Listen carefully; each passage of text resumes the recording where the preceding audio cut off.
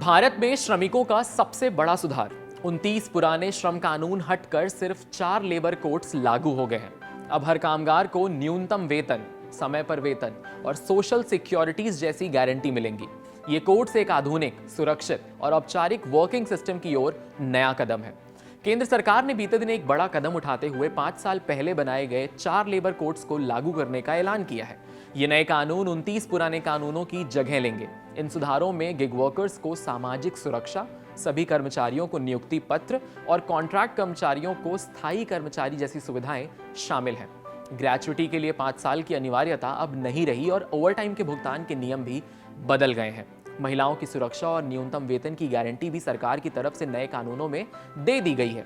अब पहले जान लीजिए कि गिग वर्कर्स हैं कौन। कोड ऑन सोशल सिक्योरिटी 2020 के अनुसार गिग वर्कर्स वो व्यक्ति है जो ट्रेडिशनल एम्प्लॉयर और एम्प्लॉय रिलेशनशिप के बाहर काम करता है या वर्क अरेंजमेंट में हिस्सा लेता है और ऐसी एक्टिविटीज से कमाता है। गिग वर्कर्स के 2 प्रकार हैं। पहला, प्लेटफॉर्म बेस्ड वर्कर्स, यानी डिजिटल ऐप या ऑनलाइन प्लेटफॉर्म के जरिए काम करते हैं। फूड डिलीवरी, जोमेटो और स्विगी, राइड शेयरिंग, ओला, उबर, ई कॉमर्स डिलीवरीज के एम्प्लॉयज यानी अमेजॉन और इनजो के। नॉन प्लेटफॉर्म वर्कर्स हैं ट्रेडिशनल सेक्टर में काम करने वाले कैजुअल या फिर self employed workers, part time भी और फुल टाइम भी। उदाहरणों में part time tutor, freelance designer, self employed घरेलू हेल्पर, कैजुअल कंस्ट्रक्शन लेबर शामिल है। इसके तहत सभी क्षेत्रों के कामगारों के लिए समय पर न्यूनतम वेतन के साथ ओवरटाइम काम के घंटों के लिए 2 गुना भुगतान करना होगा। इन सुधारों में महिलाओं की सुरक्षा समेत नाइट शिफ्ट में काम की छूट दी गई है। 40 वर्ष से अधिक उम्र के हर कामगार की सालाना मुफ्त अनिवार्य चिकित्सा जांच के साथ ही अब एक सिंगल रजिस्ट्रेशन लाइसेंस और रिटर्न सिस्टम का प्रावधान कर दिया गया है। नए नियमों के तहत अब 1 साल काम करने वाले निश्चित अवधि के कर्मचारियों को भी ग्रेच्युटी का फायदा मिलेगा। साथ ही सामाजिक सुरक्षा, सोशल सिक्योरिटी का दायरा भी मजदूरों के लिए बढ़ा दिया गया है। अब हर मजदूर को पीएफ, ईएसआईसी, बीमा और अन्य सामाजिक सुरक्षा के लाभ मिलेंगे। इसके अलावा 40 साल से ज्यादा उम्र के कर्मचारियों के लिए कई जगहों पर साल में 1 बार स्वास्थ्य जांच करवाना भी जरूरी कर दिया गया है। भारत में अब नए लेबर कोड आ गए हैं। ये कोड कई सालों पुराने नियमों को मिलाकर एक आसान और आधुनिक ढांचा तैयार करता है। इनका मकसद है कि नौकरी देना, तनख्वाह, सामाजिक सुरक्षा और काम करने की जगह के नियम सभी के लिए एक जैसे हों और साफ हों। इन नए नियमों से कंपनियों के लिए काम करना आसान होगा और मजदूरों को बेहतर सुरक्षा मिलेगी। अब जान लेते हैं कि कौन कौन से ये 4 प्रमुख कोड हैं और इनके बारे में आपको बताते हैं। पहला, वेतन पर कोड, यानी 2019 में इंडस्ट्रियल रिलेशन कोड 2020 में जो आया, सोशल सिक्योरिटी पर कोड आया 2020 में और ऑक्यूपेशनल सेफ्टी, हेल्थ और वर्किंग कंडीशंस यानी OSHWC का जो कोड है वो 2020 में आया। ये भारत के मजदूरों के लिए एक ऐतिहासिक मोड़ है। सरकार ने 29 पुराने श्रम कानूनों को हटाकर 5 नए श्रम कोड्स लागू कर दिए हैं और इनका असर हर मजदूर की जिंदगी पर पड़ने वाला है। ये सिर्फ कागज की बातें नहीं हैं। ये कोड्स कामगारों को न्यूनतम सुरक्षा, समय पर वेतन, समान अवसर और स्वास्थ्य सुरक्षा देने की गारंटी देते हैं। आइए विस्तार में जानते हैं कि ये 4 कोड्स हैं क्या और इनके अंदर इनके क्या मायने हैं। पहला, पुराने श्रम कानून बहुत बिखरे हुए थे। कुल 29 अलग अलग कानून थे जो कि कई दशकों पुराने और काफी मुश्किल थे। इन नए कोड्स का मकसद है श्रम कानूनों को सरल बनाना, इनके कॉम्प्लायंस को बढ़ाना और आसान करना और एक आधुनिक फ्रेमवर्क तैयार करना जो वर्तमान यानी कि gig workers, MSME, platform work को ध्यान में रखकर किया जाए। 21 नवंबर को ये कोड्स आधिकारिक तौर से प्रभावी हो चुके हैं। 4 प्रमुख कोड्स हैं और आइए जानते हैं कि उनकी अहम बातें क्या है। पहला है कोड ऑन वेजेस 2019।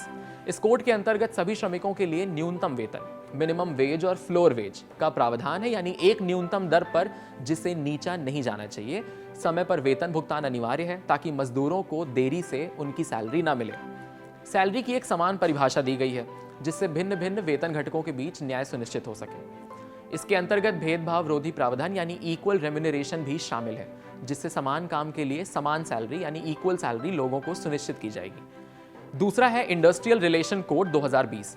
ये कोड कामगारों और नियोक्ताओं के लिए उनके इंडस्ट्रियल डिस्प्यूट्स को सॉल्व करने का एक नया ढांचा देता है, जिससे विवादों का निपटारा तेजी और प्रभावी हो सके।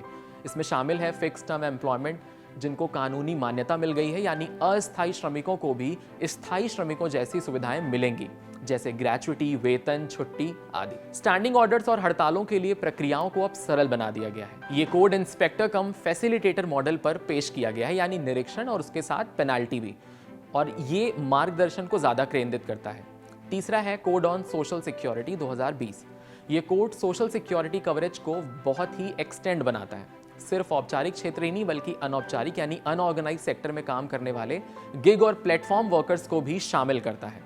कर्मचारियों को पीएफ, ईएसआई, ग्रेच्युटी और अन्य सामाजिक सुरक्षा इससे लाभ मिल सकता है और कुछ मामलों में नई पात्रताएं तय की गई हैं। इस कोड के अंदर पोर्टेबिलिटी यानी सामाजिक सुरक्षा, लाभों को राज्य में लेके जाना और डिजिटल रजिस्ट्रेशन जैसे आधुनिक प्रावधान शामिल हैं।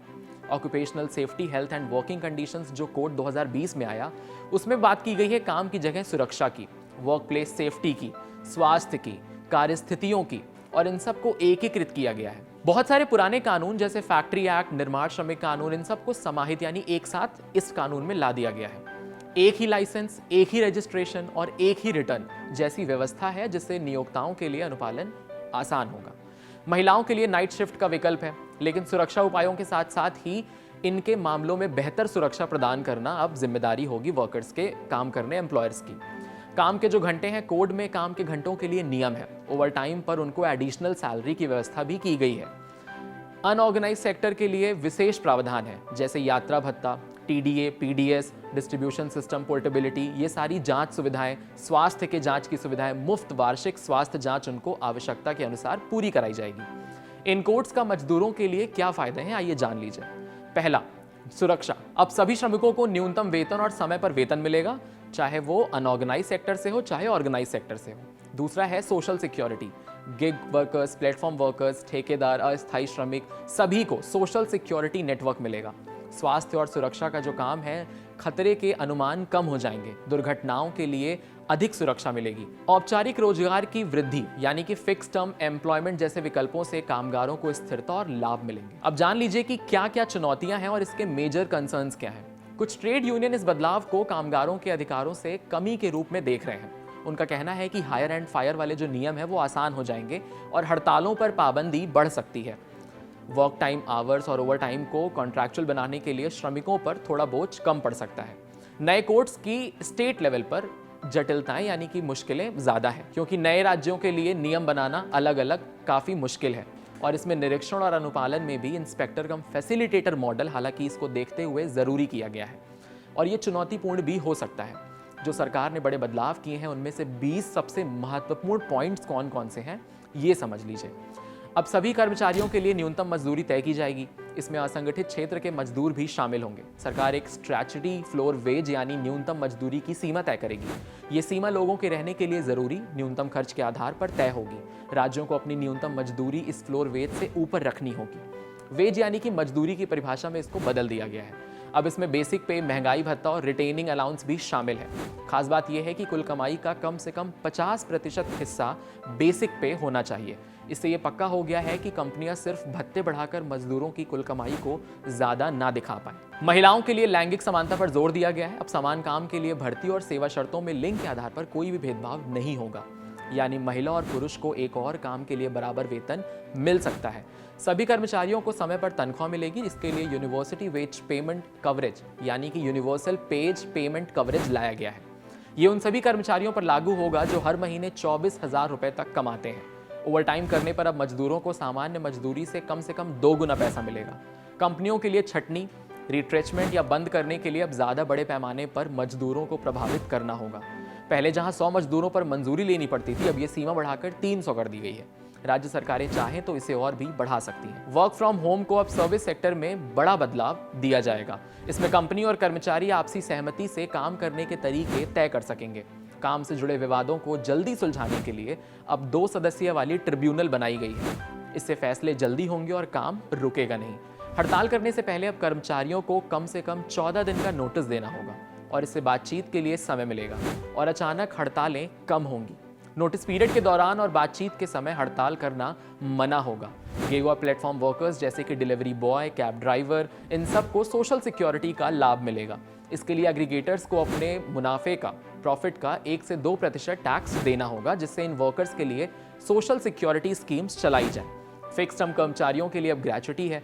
5 साल पूरे करने के इंतजार नहीं करना पड़ेगा, बल्कि काम के हिसाब से प्रो राटा बेसिस पर ग्रेच्युटी मिलती जाएगी। अब इंस्पेक्टर कम फैसिलिटेटर सिस्टम लागू होगा, यानी अब इंस्पेक्शन रैंडम तरीके से होगा और कंप्यूटर के जरिए होगा। इससे अधिकारियों द्वारा परेशान करने की जो गुंजाइश है वो कम है। कंपाउंडिंग ऑफ ऑफेंस के तहत कुछ अपराधों के लिए कोर्ट कचहरी के चक्कर लगाने के बजाय सीधे जुर्माना भरकर मामला सुलझाया जा सकेगा। इससे अदालतों का बोझ कम होगा। सभी तरीके के लाइसेंस, रजिस्टर और रिटर्न फाइलिंग के लिए भी अब काम ऑनलाइन हो जाएगा। इससे कंपनियों को बार बार दफ्तरों के चक्कर नहीं लगाने पड़ेंगे।